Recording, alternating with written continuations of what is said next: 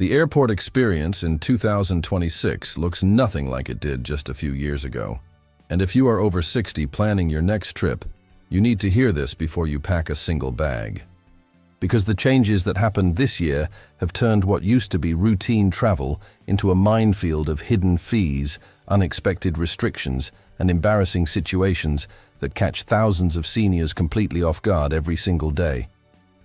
I have been tracking these changes closely, and what I'm about to share with you could save you hundreds of dollars, prevent missed flights, and protect you from moments of frustration that no traveler should have to experience.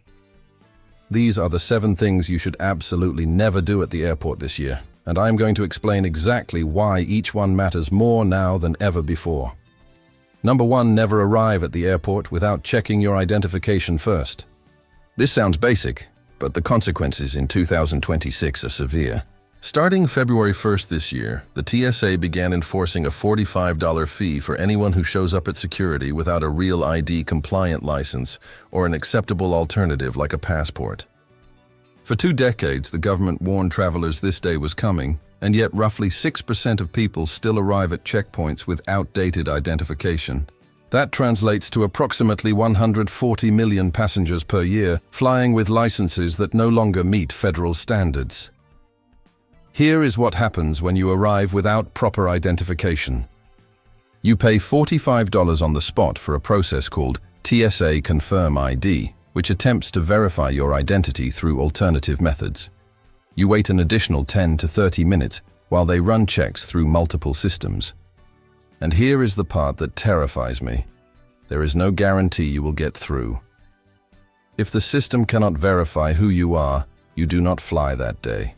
No refund, no exception, you simply miss your flight. For older travelers who might have licenses issued years ago and never updated, this is critical. Pull out your license right now and look for a star in the upper corner. If that star is not there, you need to visit your DMV before your next trip, or carry your passport as backup. The good news is, digital identification is now accepted at more than 250 TSA checkpoints across the country. If you live in states like Arizona, California, Colorado, or about a dozen others, you can store your ID directly on your smartphone. But not every airport accepts them yet, so always carry a physical backup just in case. This single mistake of showing up without proper ID has ruined more trips than almost anything else I have seen this year. Number 2, never book the cheapest fare without reading what you are actually buying.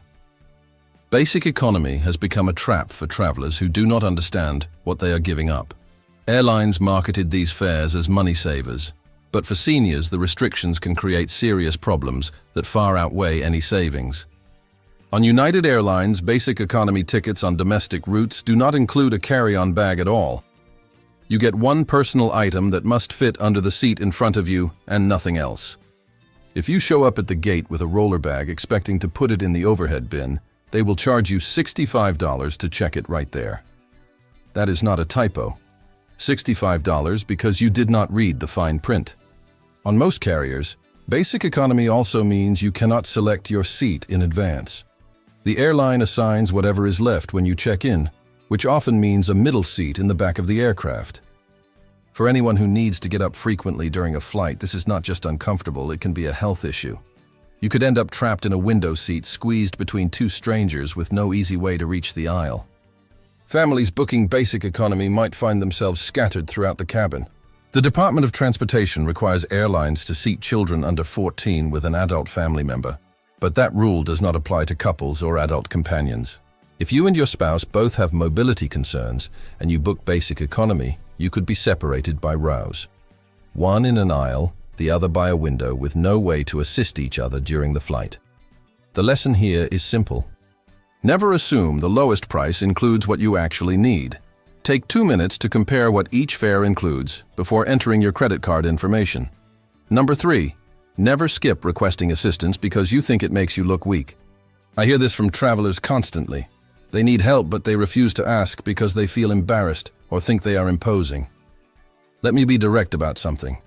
There is a free program called TSA Cares that exists specifically for passengers with disabilities, medical conditions, or anyone who needs additional assistance during security screening. It costs nothing to use, and you do not need a doctor's note or any proof. Call 8557872227 at least 72 hours before your flight and explain your situation. Tell them about your pacemaker, your artificial hip, your oxygen concentrator, your insulin pump, or any other device you travel with.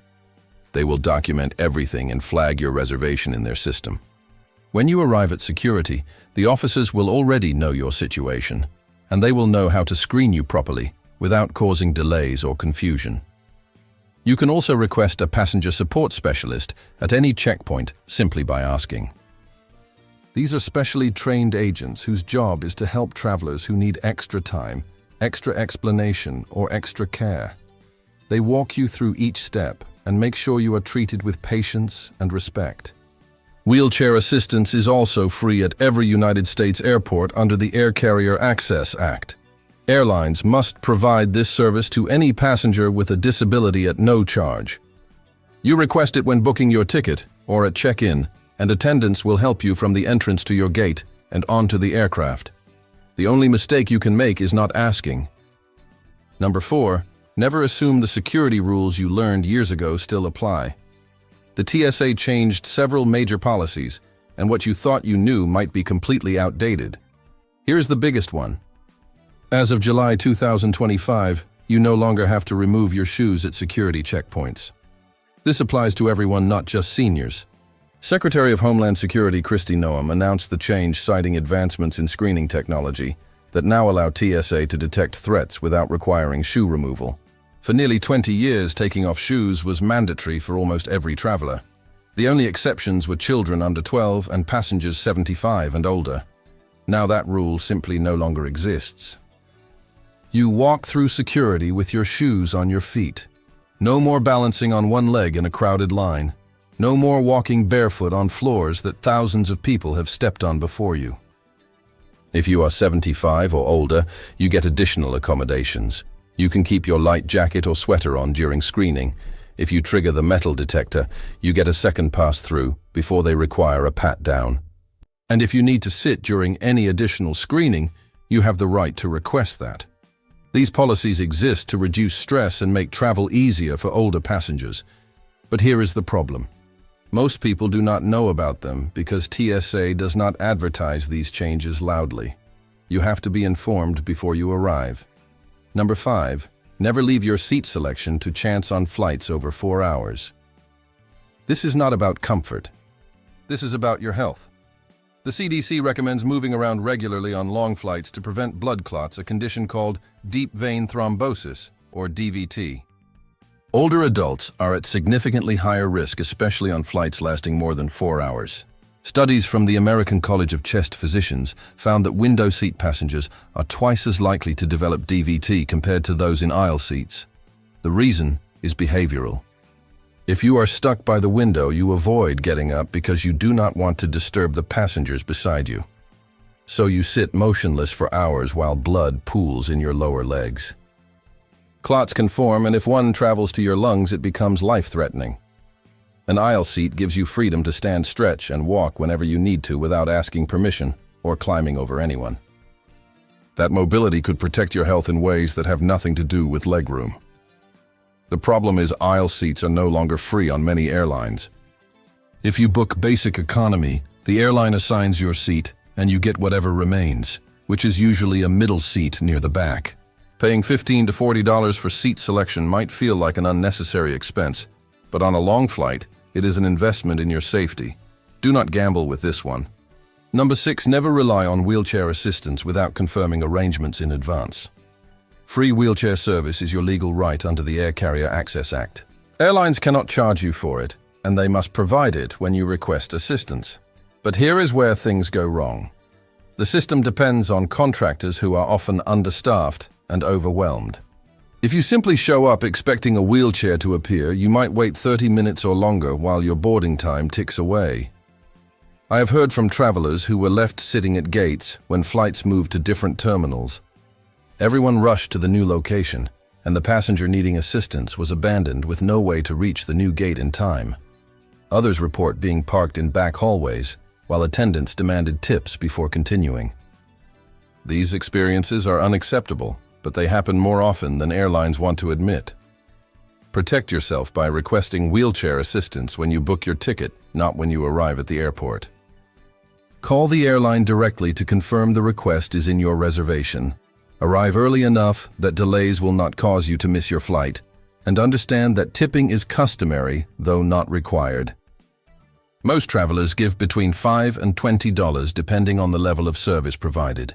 If you receive poor treatment, document what happened and file a complaint with the Department of Transportation. They take these violations seriously. Here is something I want to share with you. I put together a guide called the Airport Survival Guide that covers situations exactly like the ones we have been discussing today. It walks you through what to ask at the ticket counter, how to handle unexpected problems, and the specific phrases that get results when dealing with airline staff. There is a link in the description below this video, if that sounds useful to you. Number 7. Never underestimate how much airport layouts have changed. Many travelers return to airports they visited years ago expecting everything to look the same. It does not. Terminals have been renovated, gates have been renumbered, and distances have grown longer than ever before. Some airports now require walking a mile or more between connections. If you have a tight layover and mobility challenges that distance matters, research your airports before you travel. Most have interactive maps on their websites showing gate locations, restaurants, and accessibility services. Know where your departure gate is relative to security. Know where your arrival gate is relative to baggage claim. If you have a connection, know exactly how far you need to travel between terminals and whether shuttles or trains are involved. Apps like the official airline app or airport-specific apps can push notifications about gate changes directly to your phone. This is important because gates change constantly, and announcements over the loudspeaker are easy to miss, especially in crowded, noisy terminals. If you rely on wheelchair assistance, make sure to inform the attendant immediately when your gate changes. Otherwise, you might find yourself stranded exactly when you need to be moving. 2026 brought more rule changes to air travel than we have seen in years. The Real ID deadline finally arrived with real financial consequences. Basic economy restrictions tightened across every major airline. Southwest ended its 53-year open seating tradition. Security procedures evolved in ways that help some travelers and confuse others. Through all of it, one thing remains constant. Preparation beats improvisation every single time. When you understand the rules before you book, you stay ahead of the problems. You get the seat you need. You avoid fees that catch unprepared travelers by surprise. You move through the airport with confidence instead of anxiety. That is what I want for everyone watching this. Not just surviving the airport, but actually enjoying the experience of travel again. Share this with someone you know who has a trip coming up. Drop your questions or experiences in the comments below because I read every single one. And thank you for spending this time with me today.